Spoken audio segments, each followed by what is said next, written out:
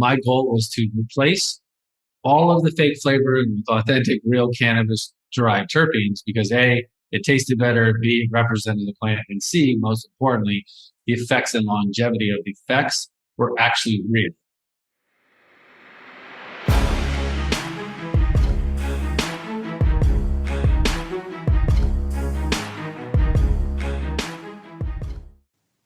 What's up, guys? Welcome back to another episode of The Dime. I'm Brian Fields. With me, as always, is Kellen Finney. And this week, we got a very special guest, Tony Verzura, CEO of Blue River Terps. Tony, thanks for taking the time. How you doing today? I'm good, man. I'm good. How are you guys doing? Doing well. Kellen, how are you doing? I'm doing really well. Really excited to talk to Tony. Really excited to talk terpenes and the various products, and excited to talk to someone who has a lot of experience from the West Coast. How are you, Brian? That's fair, Kellen. And I know you're really trying to angle Tony here from a West Coast standpoint, but I think there's two things when we think about people's, affiliations, right? We talk about where were they born and where are they currently. So, Tony, if you had to choose East Coast, West Coast, where would you stack up? Yeah, definitely. I was born in Hollywood, Florida, not Hollywood, California. Then my parents divorced, so I grew up actually in the Midwest in Kansas. So I went from, 20 million population to like 10,000 midway through childhood. So that gave me good perspective for both. And some of my experiences, I would say, I was the youngest of between brothers and stepbrothers. I was like the youngest of, I think, seven. I think I was the seventh. And then we went on like a European trip when I was like 14 or 15. So that was like first experience going from like Europe, or going from England through Amsterdam down to Pompeii, Italy. It was my dad's way of like teaching me the world in 3 months. Drop you off in one spot. I'll see you there in 3 months. No money, no clothes. Go figure it out. On that trip, definitely smoked weed. Definitely got some old school like green hash. Crazy different experiences there. That was my first turn on. That's where I got my first seeds of skunk seeds. I think it was like 94, 95. And then because of laws and because of like where things were at that time, I kind of went under the radar for a while until like kind of things surfaced where Colorado was the first place where they actually had changed their constitution. The state constitution was amended so that medical was an accepted thing for caregivers that, had some protection from the federal level. And then I kind of jumped back into cannabis as a caregiver first. I was on the medical side for many years and advocate. And most of my early years is all medical driven, helping patients, helping myself. And, that was where that started.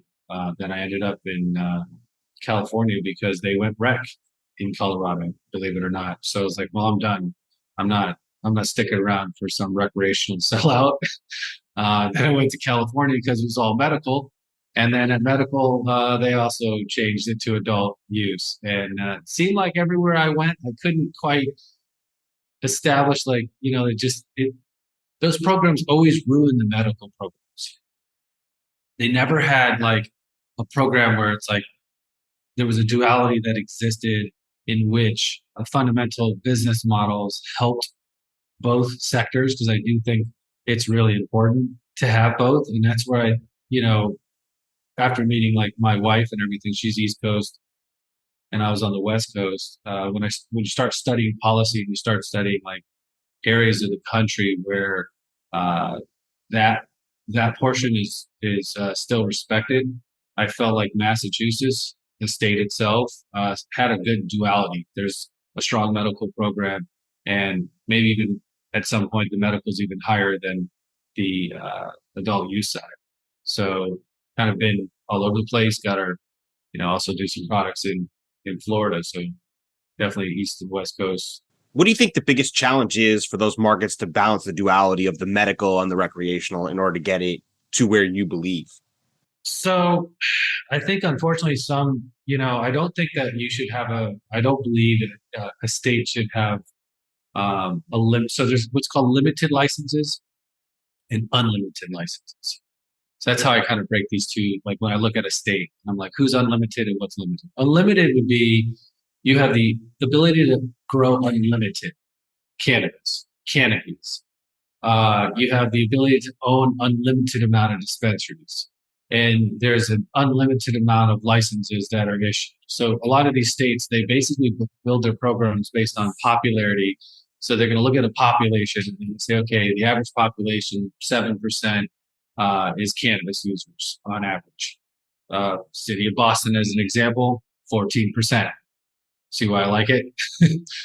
So population differences of those percentages will help these policymakers push that. They also have different lobbyists and different people in their ears. And then you also have like, is it a Republican state? Is it a Democratic state? Are they left? Are they right? You know, Florida being like a Republican state that's a little bit more conservative, they have a limited license with an unlimited canopy, meaning there's only maybe 20 licenses, and they have a very hard way to get into those licenses. You know, there's a prereq like, oh, you got to be in the industry, you know, in for 30 years as a farmer, and you have to have certain prerequisites to get that license. So it's a limited operational license, but they can grow as much as they want based on their patient count. So Colorado was like that. They're like, okay, we open licenses, you know, it was a different type of state. You can get you as many licenses. There was one time 1,000 dispensaries, and I think it dropped down to 300. I don't know where it is now. But it was based on how many patients are you caring for is your canopy. And that's the strength of the medical. The better you were at growing, the better you were at caregiving, the more plants you were allocated, the more patients you were allocated. I do subscribe to that model in the medical side. I don't really feel like limiting the actual operational licenses necessarily helps. So each kind of state's different. You know, Michigan is probably the second highest consumption state based on volume, you know, like $3 billion that state's consuming in cannabis goods, medical and recreational, if you will. But you got to look at that. What's the population of Michigan versus the population of California? There's some heavy smokers in Michigan if they're number two to California, but their population is not quite the size. So I look at like what's going on there, and that's an unlimited license. So you could keep paying for licenses, which would cost you a lot of money, but you could have a 250,000 square foot grow indoor. You could have 100 acres. Massachusetts, limited license. You can only have 3 retail, 3 grow, 3 manufacturing. It's limited to kilowatt use and square footage. So like you can't really get past 100,000 square feet. It's more like NASCAR driving. So that drives a more craft market.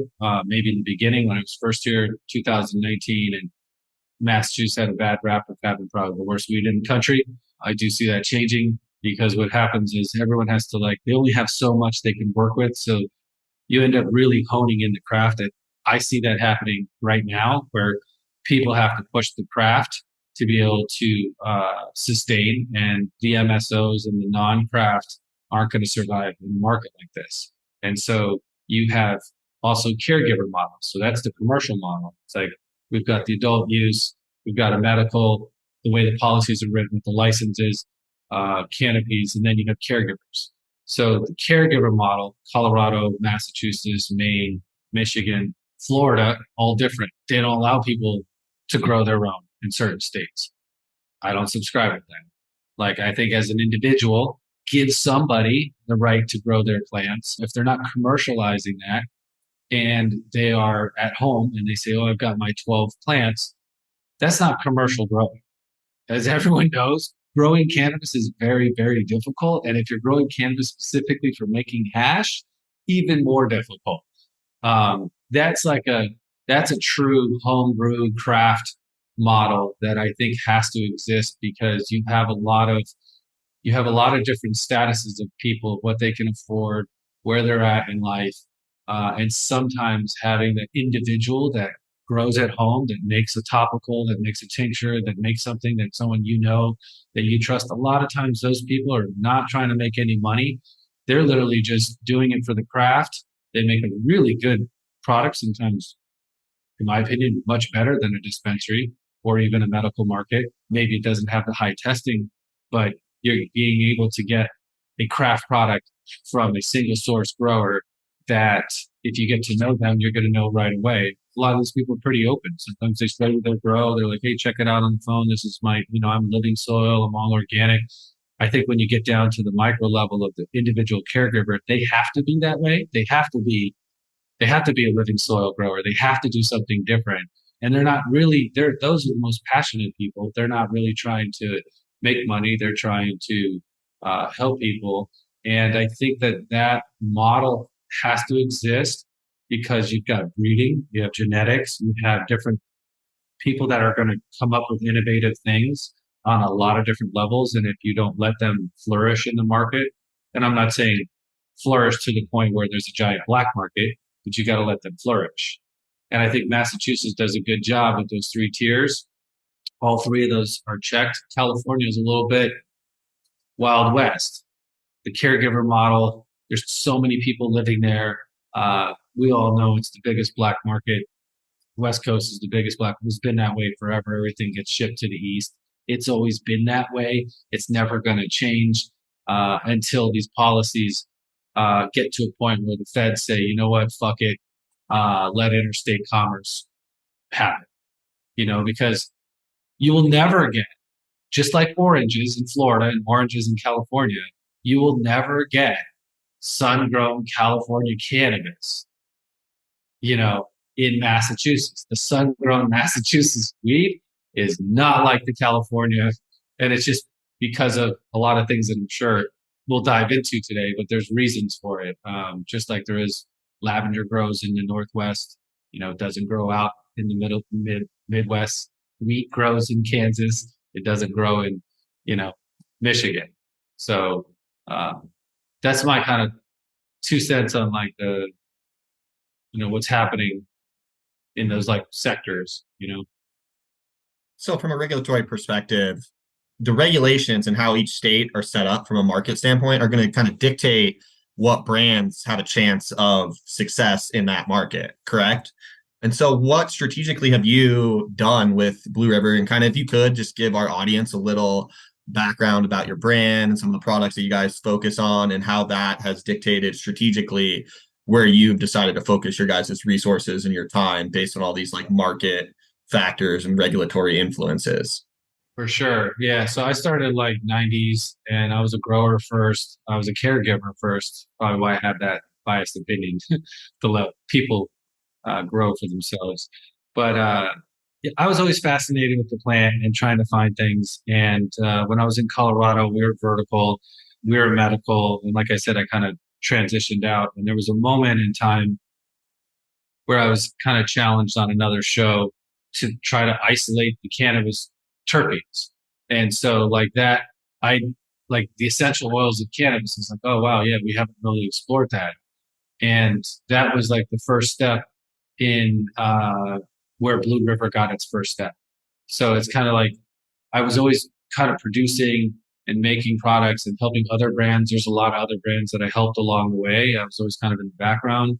Other hash makers, other BHO brands. I did solvent and non-solvent and cultivation product. I always made products, always a product maker, but I always did it for other people. But Blue River itself really started when that happened. So I was like, oh, I need to do something with this terpene idea, and started like everyone else. I always go, okay, let me try steam distillation. Let me try these different things that other industries had applied to, say, lavender or other things. Once I kind of found my own way, which took a lot of R&D, a lot of fail tech, and then I finally had like a pure vial where I could actually test it. And that also took a long time.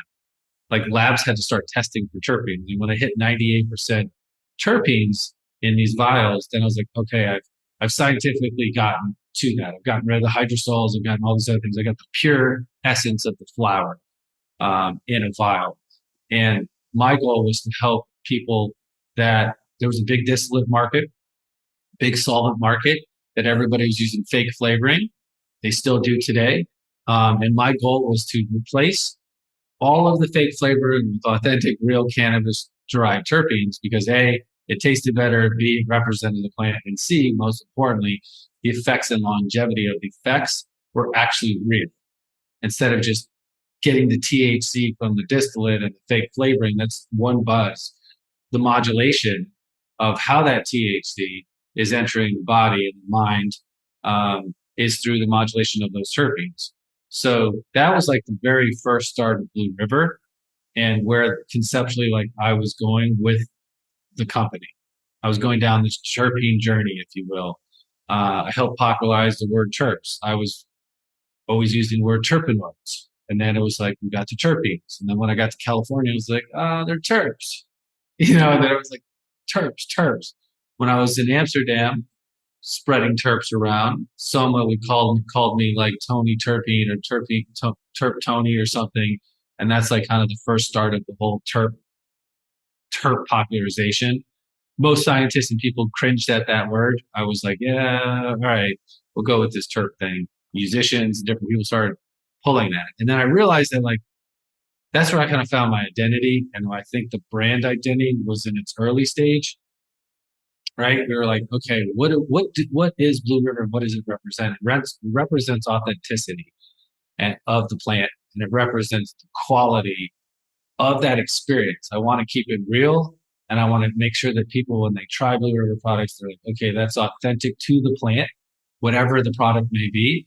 And just being kind of a purist growing up, I think also being, on a farm in the Midwest, like I felt like whatever product I would make, I always wanted to be organic.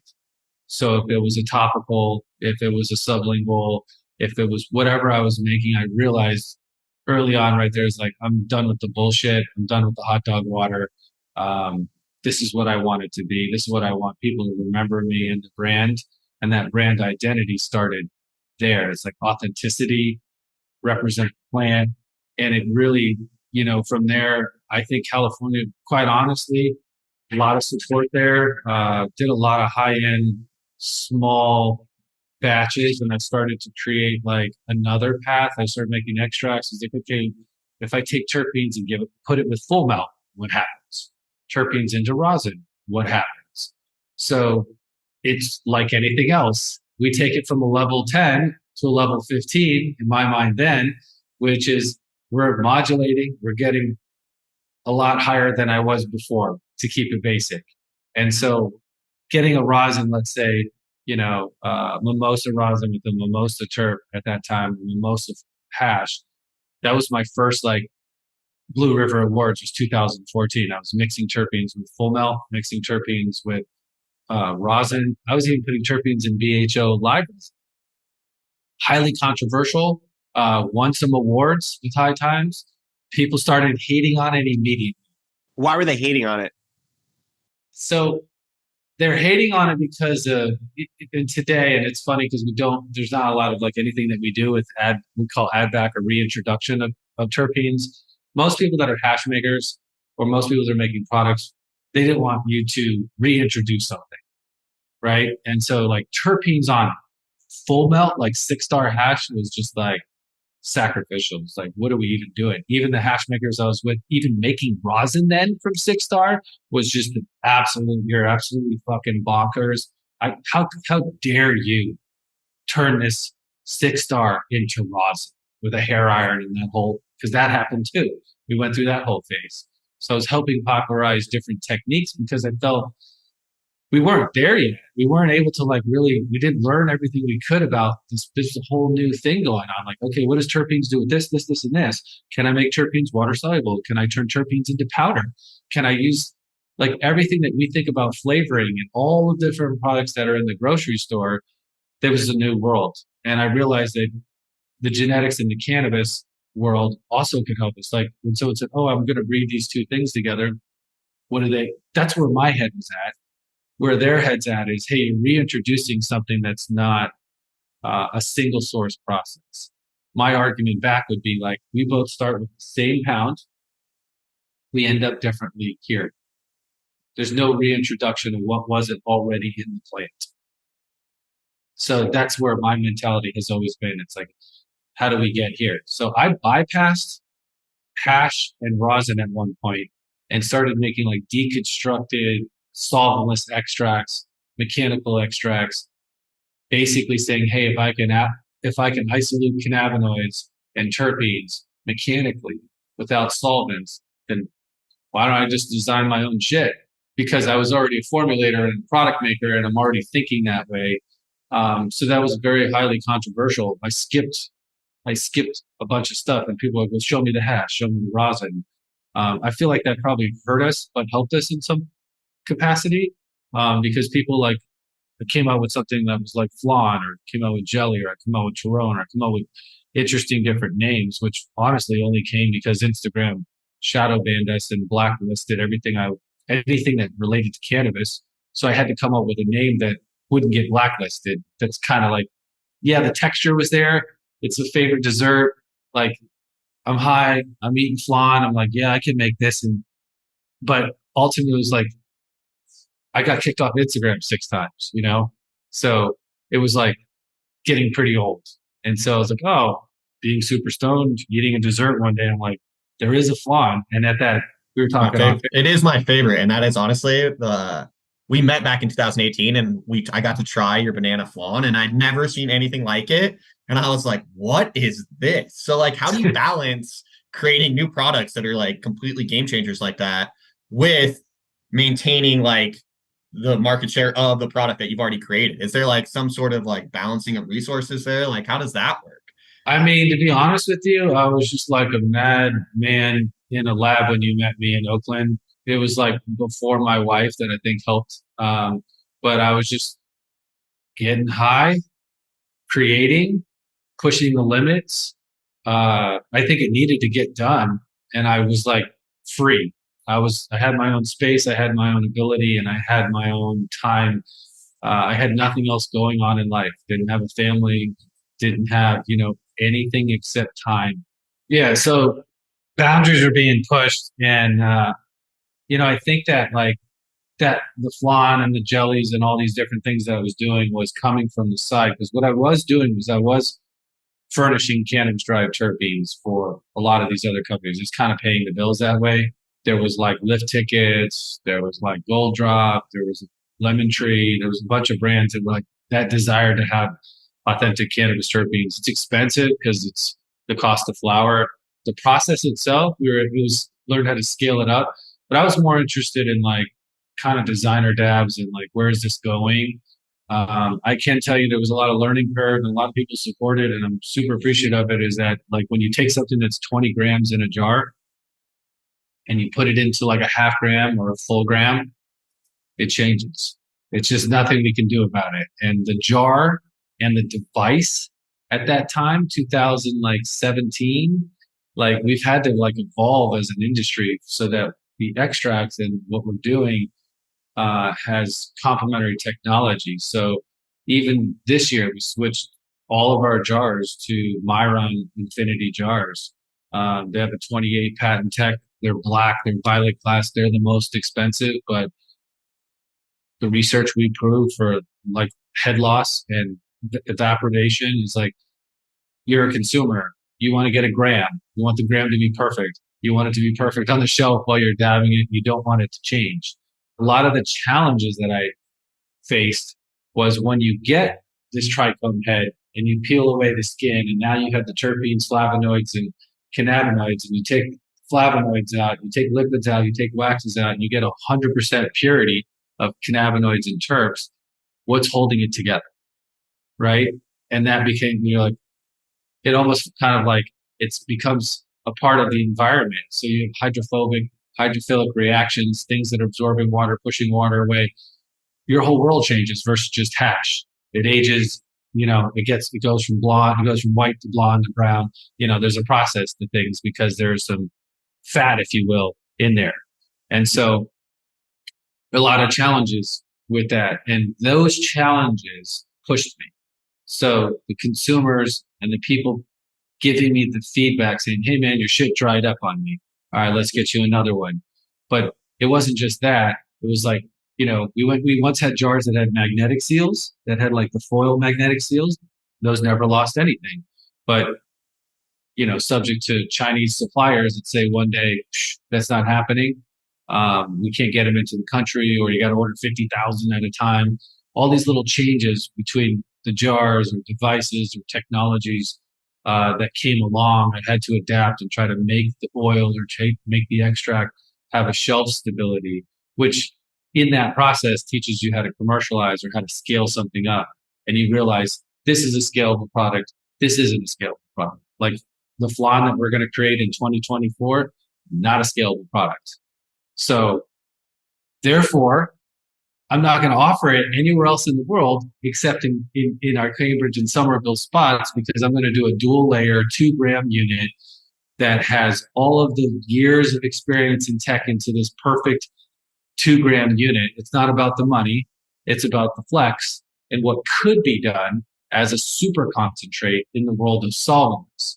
Same thing with this Pioca that we have on our website, taking the Flan and taking fresh press and figuring out how fresh press can butter out, but stay in this clear consistency so we can have multiple textures. So the designer dabs and super concentrates, if you will, with these textures are also increasing overall TAC and terpene, which changes the thickness to thinness of the cloud, as well as the longevity and the types of effects. Like being able to take 2 textures means I can take 2 different batches and be able to wash them together or separately and combine them. But also, if you look on the, our new catalog 2024, we have some old school hash, which is just like 5-star pressed into like hash, could dab it, hash holes. So I then realized, brought on another dude like me with 20 years experience who wanted to really champion our extract division. That's Will. He's like my right hand man. He's like, dude, we do really good shit here. Let's get some 6-star out. Let's get the old school hash out. Let's get some bomb live rosin out. That started a couple years ago. And he goes, that way there's a baseline of all this stuff. And then as we kind of became more single source and we became more integrated in the grow, which in California, we were on a lonely island. We didn't grow. We didn't, distribute. We were just like a stop to a creative center, if you will. Then we realized, okay, how do we make stuff that's like affordable, but extremely high quality and, not price gouge? And we've been able to do that. And that's why we have, it's kind of like in the car world, Tesla does a good job at it. Like you want an electric car, you can get one for 35,000. There's another one for 50. There's another one for 80. There's another one for like 120. But we realized that with the economy and stuff is how do we create like a Flan and cap it at 60 a gram? Retail. Live rosin has to cap at 60 a gram. The old school 5-star hash, $40 a gram. This stuff has to be within reason. In California, when you're passing along to a distributor, you pass it on to a retailer, everybody's taking their piece. Next thing you know, it's $120 a gram. I mean, it could be the coolest shit in the world, but at $100 a gram, I'm not paying for it. I'm not going to pay $100 a gram. Straight up, those are facts. You should not have to pay $100 a fucking gram for anyone's extract ever. So all of these things kind of like over the years have really pushed like, how do we push those different things? It's traditional versus super concentrates. And then in that process, what are we missing here? How do we take the different grades of the resin glands and categorize them, just like in diamonds, A, B, C, D. What do I want to put in my lungs? I only want 90U in my lungs. If I'm vaping, I don't want to go 73. I want to go 73 to 149. For those that are listening, what the hell is that? This is a micron size of the trichome heads that we're using. And I don't want to use anything that's not 5-star or 6-star that goes into my lungs. That's a small percentage of all of the resin glands. If we use the metaphor and we looked at a lemon tree and we just like shook the lemon tree, we're basically saying we want the best lemons. We're going to peel those lemons and then we're going to make lemonade from those best lemons. And then the other ones that were bruised that didn't quite make it, we're going to put them into edibles. And we're going to find other things, other uses for them. But you have to price it accordingly. On top of that, also the feedback that I've learned over the years, and this doesn't happen to my own grocery store, and I wish it did, is that if something gets old, right, because we're dealing with an organic product, just like freshly squeezed juice, it has to go on sale. It can't be $60 a gram the day it fucking drops, and 3 months later, it has to go on sale. So that whole concept is coming from years being a caregiver, being a customer, being somebody that, like, if I walk into like our dispensary, like people are like, wow, you're selling $20 and $30 grams. I'm like, yeah, it's 9 months old. It's the last of something. It's got to go. It's like, I'm not trying to, no one's making money there. But if you charge $60 a gram for something like that and it's 3 months old, people are going to be like, yeah, I'm not down with that. If it's $40 a gram or $30 a gram, they're like, okay, no problem. You were very transparent. So all these little things like have kind of contributed to that. So how important has access to like these retail locations to talk to consumers? How important has that been for the evolution of all these products that you guys have been? Drives everything. So everyone would you say that's probably one of the biggest differences from your operation out in California to where you are nowadays in terms of just like the feedback you guys are getting and kind of moving with the market, if you will, because you have those touch points? I think so. I think that like we did have a lot of that in California, but like those go in the nose zones. Like, so we would have to work backwards. Like, so if something happened in a store in California, we start like, okay, how's your vault? Do you have a vault that's climate controlled? Do you have climate control on the floor? Most of them did not, because they were coming from medical, going adult use. We already kind of knew like that was happening with fail tech on different types of devices. The fail rate, we knew there's a certain percentage, but having, several hundred people a day coming in, that's where we're at right now. That is like everything. So, and we're also consumers. So like I'm a consumer, so it's like nothing hits the market. Like so every year we drop a new packaging look, new devices, new jars, new product category. That is because of what you just said. It's all 100% feedback. The people are driving the need of the product. Like, how many people have come in and said, hey man, do you got any old school hash? I'm like, no, what do you mean by old school hash? Like that old school brick hash? And I was like, oh yeah. I was like, okay, we could do 2 levels of that. They're like, what do you mean? I'm like, we'll get some cured stuff, which we're going to have $30 a gram, blonde, beautiful fucking hash that is awesome and affordable from cured material. And then I want to do a fresh frozen one. So like, yeah, we could do that for sure. And that's like lots of people coming in. We make a post about it, 20,000 views, 1,500 likes, 300 shares, a gazillion comments. You're like, okay, people want. We're onto something. We're onto something here, and that's fine. And that drives us. Like, so the feedback is super important. I think we could do even a better job. We were talking about it even today with the CX and being able to have people be able to give us feedback. We've got a thing on our website at the bottom right now that's like, just contact us and, let us know. And, when you hear like 10 things with your device or your vape or different things, then there's something there. And I would say like a lot of people, and there's a way to do that with businesses. I would give like a friendly advice, like businesses that really care about your concerns are going to adapt.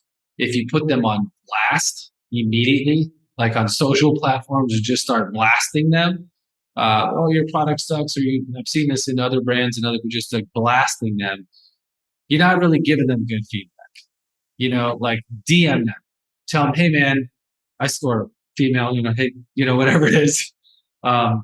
Hey, I've got this product from you, and every time I bought your vape, shit doesn't work, doesn't charge, you keep returning it. I really want this to work and it doesn't work. That's going to go a lot longer than going on their, 3,000 person like page and just blasting them until somebody notices you so you can get free product. It's just not, it's not helpful, or just saying your shit's trash. It's like, it's just like what our world's gotten to, you know what I mean? It's like, there's no boundaries anymore. But like the simple, like you said, having a store and just having a conversation, it's just like a simple conversation drives the needle and moves the goalpost a different direction. Is there any conversations you've had with customers or any internal creative products that you've been chasing, just haven't been able to yet master, that you're really you're thinking about all the time and thinking like, when I nail this, this will be a game changer? So I would say like the device world is still growing. Puffco does a good job, in my opinion, and we're exclusive in Puffco in our stores just because I know Roger, I know the crew. And there's sick devices too, right? Like they have three levels. They have three levels. They got the plus, they got the proxy, they got the pro, they got the 3D chamber. They're listening. They're listening to their audience. They're like, how do I make bigger clouds with full control, right? And they're moving the needle. And for us, that helps us move our extracts, and we have different things for that. There is like weird things. I'll give you like weird things that don't exist that like are in my mind. Like hash rolls is an example, right? Like I don't want to take weed, grind it up, and do rosin down the middle or hash, and have people with gloves on even messing with all that and like making a infused pre-roll that way and then selling it back to you. For me, it's a little like I'm a very sterile person, and like when we do things, it's like a little bit like I don't want you in my shit like doing all that. I'll buy the components separately and do it myself type of guy. But I do understand that there's a huge need for that, and I think that like having the ability to create a and there's one out there, but it's not really designed for rosin. But like, there's no device that's out there for packaging rosin. So what I mean by that is to get it in the actual jar, or if we wanted to put rosin down the center of a joint, there's no actual device. And that's also why I made Flan and jelly, because I could put it in a glass syringe and I could put it in a Thompson Duke and I could discharge those products that way. So in one way, the packaging and the fulfillment scalable, but like to really be able to nail a true like badass like 2 gram joint with like rosin hole down the center, like automatically or with a device or a gun that we could actually be able to do that is difficult because the texture of a wet batter. And so there's nothing really that's out there. That's something that's in my head. That's like, man, if we could just, if somebody could come up with it, we're definitely going to work on it. It needs to be a giant needle, like in some other kind of pressure situation. It needs to be a handy, easy device. You need to be able to put an ounce in there, and, like be able to go right into a joint and be able to do that. It should be something that's accessible for people that that are trying to do that commercially, because you could do it at your house. But the device itself, like for vaping as well, things have shifted. We are shifting technologies, and hopefully it pans out. Horizontal ceramic buckets, being able to get, for us, live rosin has cannabinoids, terpenes, and flavonoids. Those interactions with alloy and or cotton and or ceramics change the color over time. No doubt about it. Doesn't happen in distillate, but our carts that we have right now, we've kind of switched over to a new thing that's like doesn't have anything. It looks similar technology like Puffco. Imagine a little bucket and a ceramic plate that's down here. It's a lab grade ceramic that heats up, that's porous, the oil goes in, and you're just vaping. You're not vaping through anything. I think that you're going to see like everyone's going to end up, at least for rosin and solventless, like that's where the tech needs to go. Every single thing needs to be like that. And so that's like, it's still not mastered yet. It's out there. We're working with groups out there. We got something on our website that's there with Kung Fu, and it's early stage of the tech. There's some other cooler shit that's out there that we're working on, being able to mix flavors in 2 gram units. And like most people are not making 1 or 2 gram types of units in the live rosin vape category. I think vape is the biggest growing sector. But it's also the hardest hit sector from the feds and from big tobacco. Everyone is trying to like just smother vaping altogether. And so it's like, while the tech's going this way, policy is going right against it. They're trying to prevent it. So other than that, I mean, I think Flan 5.0, it's going back to where we used to do it. And then there's a tech that's coming out with that. And the tech with our two super concentrates right now, I think where that's going is very cool, because it's going to lead to another another era. And in the past, I've never shown anyone how I made it, and I'm going to. I'm going to very soon, so that like with our site, got the pictures, and now we're gonna have a video of how to use it. And I'd like to have it behind the scenes because I actually do want other hash makers to understand the process a little bit more, because I think there's misconception and everyone thinks that like I'm over here trying to hoard something. Trust me, after I show you how I actually make it, you're gonna be like, yeah, I'm good. I'm just gonna smoke hash. Like why? But there are consumers like you that are like, I want to try something different we can take the terpenes from like 6 to 8 to like 10 or 12, 15%. We can get our overall purity to 100%. There's ways to get the multi-textured and the multi-strain blend. What I mean by that is imagine Flan and fresh press are one's gas and one's fruit. So every dab that you take is going to be unique. And if you have a high tolerance, that's going to appeal to you. If you're a creative type and you want to be able to have a particular type of long-lasting effect, you take a Flan dab from a terp slurper, like you may go into a very highly euphoric, creative, like kind of shaky experience, right? So as we kind of develop these things, now we're able to say, okay, hash is heavy body, heavy mind, rosin is mind and body, Pioke is another level, Flan is all shoulders up. So we're kind of designing the menu and curating these menus. And that to answer your question is what's pushing. It's price point, experience, and then the tech things behind the scenes are always going to be there. Like, how do we scale this up? How do we make this easier? And separating those into the categories makes it very or easier for consumers to understand exactly the type of experience that they're looking for, which is one of the biggest challenges that I've seen for newer people in the space, right? They walk into a dispensary for the first time, they're overwhelmed by the concepts.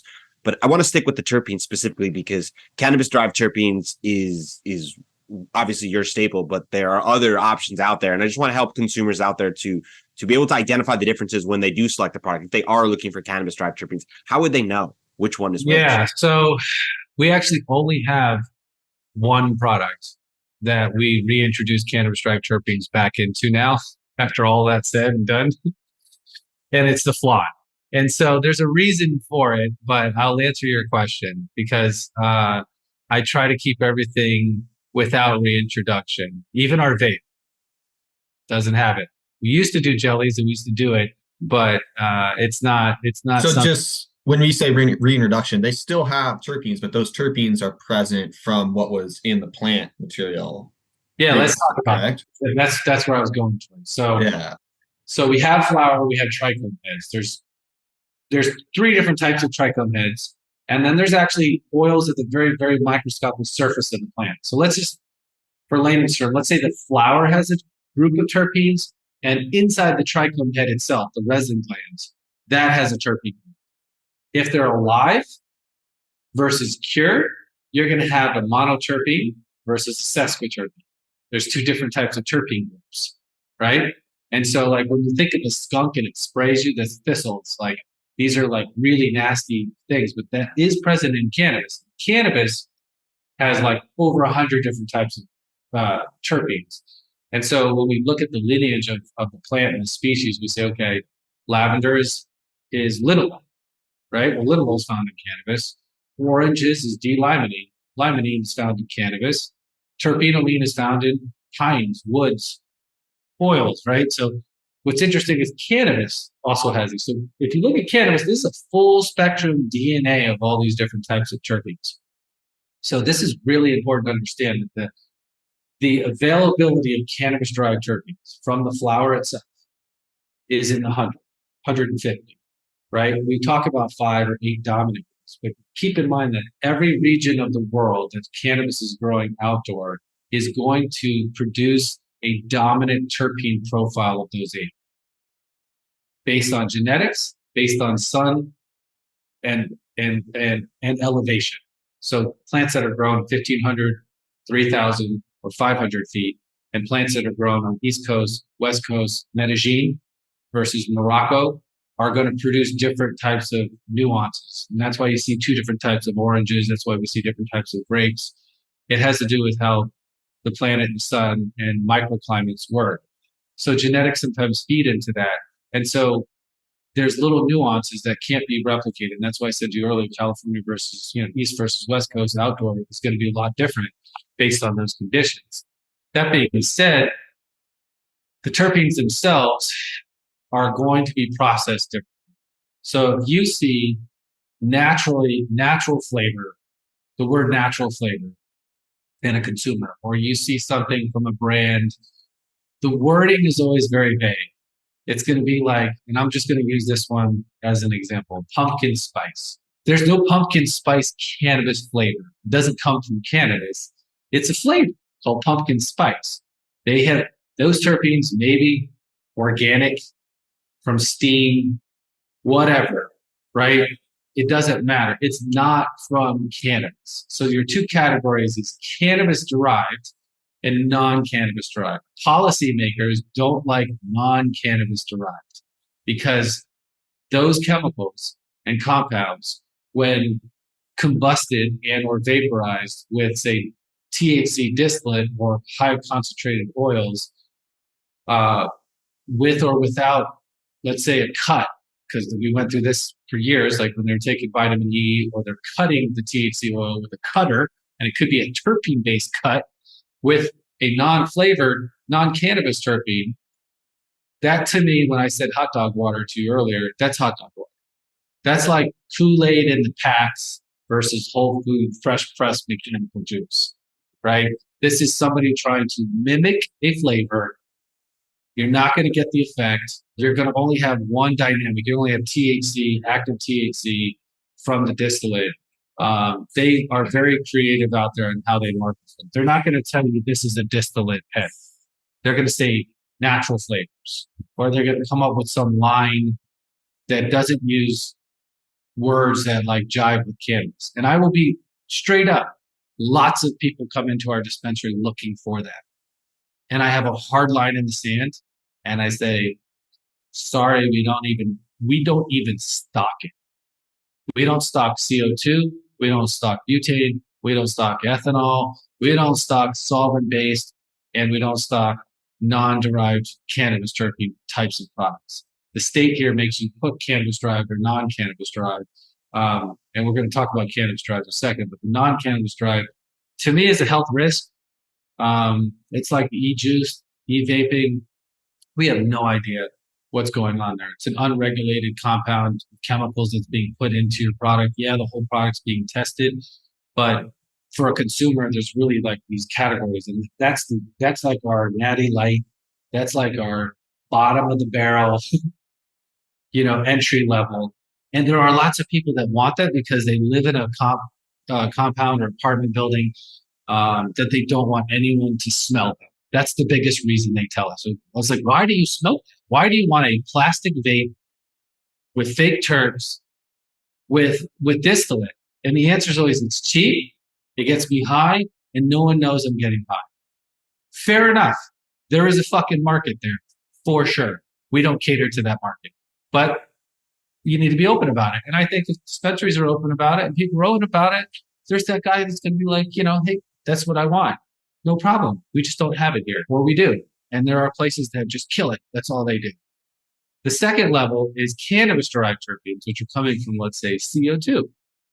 Now, CO2 machines that are out there, they'll take flower and they'll figure out how to evaporate and get the cannabis-derived terpenes from the flower using a highly, like CO2 that's in the air under high pressure. So some would argue, and I think you understand this, that CO2 machines actually work probably more soluble than, like, say, a hydrocarbon, which is what we know as BHO, but like hydrocarbon, ethanol, and CO2 are these three other categories. I still consider a CO2 a solvent, not because of the CO2, but because it is dissolving the plant, the flower itself, like ethanol or butane. There's a dissolving of the flower into an oil, which then has a post-process. So if they're taking that process and they're heating it or they're boiling it, it's no longer an unadulterated solventless product. It is a dissolved process. With water, ice water extraction, the heads aren't being dissolved. It's being used as a carrier that we then carry the heads through water and we dry them, and now we have the fruit. It's kind of like washing your fruit and then putting it to the side. CO2, ethanol, and butane are there. Now, nobody really does ethanol terps. There's CO2 terps and there's butane. Butane, in my opinion, and I've been on both sides of this, that's a live resin product. Okay? Live resin means that a hydrocarbon was used to pass through the full plant material. And there's polarity, non-polarity types of properties in these things. Water and, say, hydrocarbons have complete opposite polarity. Polarity is super important when it comes to terpenes and when it comes to what we're talking about, because terpenes are hydrocarbons. They are hydrocarbons. So when you said, why do people were hating on me putting terpenes back into hash and back into rosin before, to their mind, I'm putting a hydrocarbon back into a soluble product. Now, if I showed somebody that I'm actually taking the terpenes from the hash and the rosin, we might have a different conversation, which after 4 years, when you see the videos, everyone's gonna be like, okay, maybe maybe he wasn't doing what I thought he was doing. So there's ways to extract terpenes from extracts versus terpenes from flowers. And so I'm still on the flower category. And so what people are trying to do is we started it. It's remove the terpenes first and then remove the THC and then combine them together. We did that before. That was like the second level. So it's a cannabis-derived terpene with a distillate.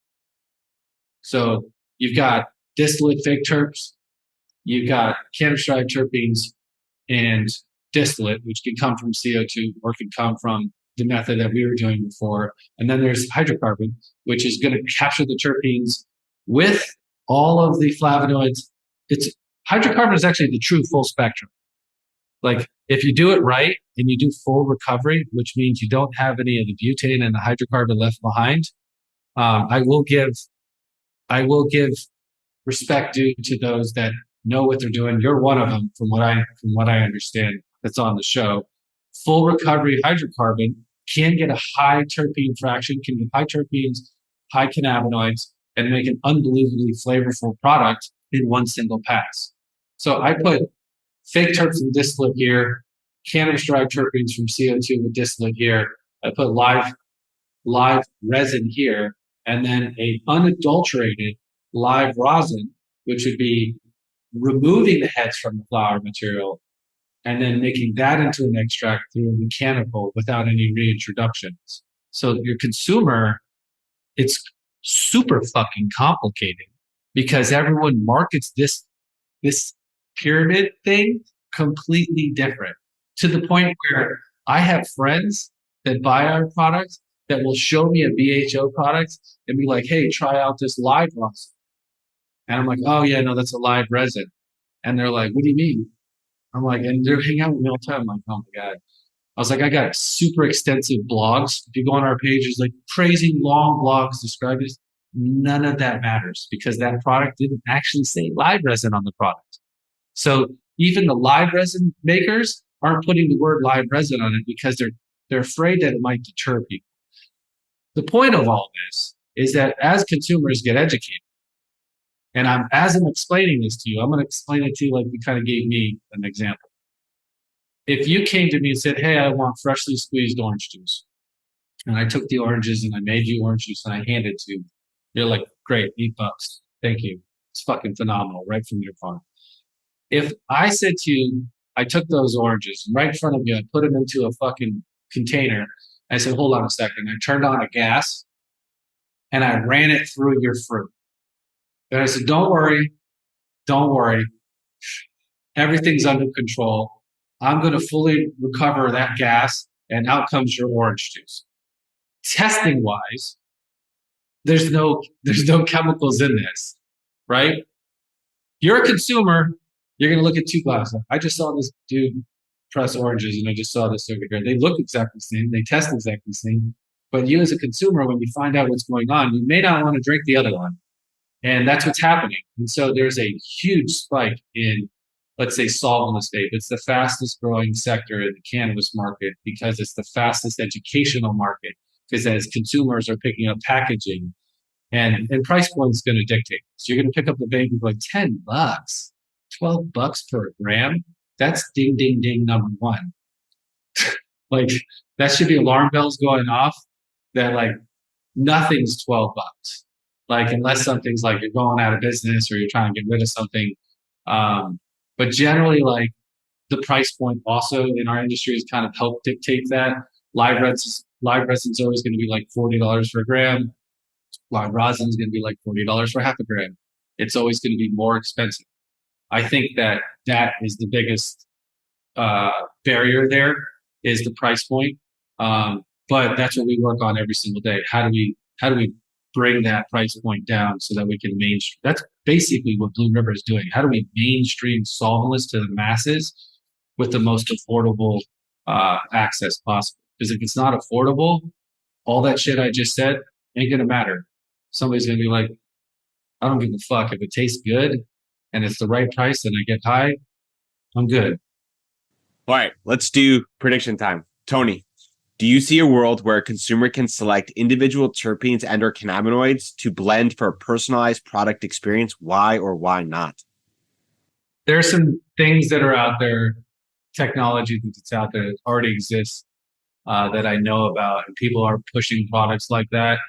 I do think that is a yes, that it exists. Do I think that it will take off? Depends on what the inputs are. You want to give an example, if right or left? So like what I was just saying, like if you go to a machine and you're like, I can get THC diamond, THCA diamonds, THC or terpenes, and the components, the inputs aren't like say all organic or naturally derived, or has a technology behind it that the consumer feels comfortable about it, then it's not going to fly. It's a cool device, but it won't fly. I also think there's also a lot of weird room. I hate to say this, but like with 3D printers and shit out there, like there's a whole another world of like things that could happen that like we don't want to talk about. But just like when someone's like, oh, there's people out there trying to make food with 3D printers right now. And there's food being developed and it's a need. I can't like if we're talking future, like the extracts we're talking about today, somebody may be able to, and there's going to be a smart kid that figures out, okay, I can get 100 terpenes. I can get these cannabinoids. I can get this from the genetics. I can read a profile. I can program something. I can get the carbohydrates, the proteins, blah, blah, blah. And I will be able to hit a couple buttons and out comes the perfect extract or the perfect oil. I do think that will happen. I just don't know if it'll happen while I'm still alive. But I agree. I do think, unfortunately, that will happen.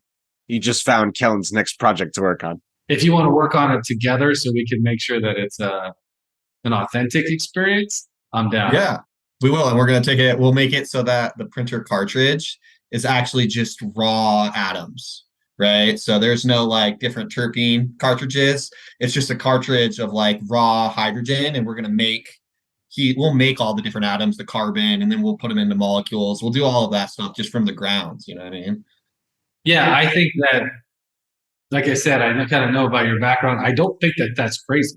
Actually, it's not. They're doing that right now. There's food printers where they're 3D printing food, and then there's also like think about like all the chemical synthesis that goes on, right? So they have these small reactors now that are automated where they just have like a reservoir of the basic building blocks for the majority of organic synthesis. And they're able to make like entire libraries of different compounds in these like miniaturized like reactors, right? Essentially. So it's like be a small reactor with a cartridge of building blocks that then build any molecule you want. And then that molecule in the concentration is made, goes into a storage thing, and you just make all the molecules that you're creating from a profile perspective. I geek out and I follow this kind of stuff on the side. Like these are the things that like I grew up with the popular mechanics like as a kid. Like I nerd out like on this kind of stuff. I agree with you on that. I think it's going to be as like to answer your question, Ryan, is like, remember when we only had analog tube guitar amps and then we went solid state? So for those that like were too young for this, like electricity would travel through vacuum tubes, which then we had knobs, which then we create with a guitar or instruments. We can manipulate electricity and sound. Then they became a solid state, which is like a board that does the same thing. I'm a tube guy. I'm a musician, so I'm a tube guy versus solid state guy. I like the warm tube feelings, but that's the same thing we're talking about, just in molecules and in what's happening. I do think that with, I look at the World Meter, that website, like World Meter. Have you ever seen that? Like, if anyone's never seen that, it's like that website, like these World Meters, Google World Meter, and it shows you like everything that's going on in the world. How many people are being born? How many people are dying? What's the carbon output? How much water is being used? How many days we have left for coal? I think it was 147,000 days, 57,000 days left with gas. You see all this stuff being consumed, and like everyone's like so consumed in the news and like what's the headlines. You should be looking at the World Meter of the total resources of shit, because 2 people are being born and 1 person's dying, like every day, like 27,000 or 100,000 every day, which means more consumption. So what you're talking about, unfortunately, for the world population, is 100% necessary. Yeah. We have to move to something that, for food purposes and resource purposes, there's going to be a ton of other sources. Like there won't, the batteries we know today, the solar panel, how we deal with electricity today, all going to be gone. Like there's other tech that's out there that we haven't even tapped into yet. I couldn't agree more.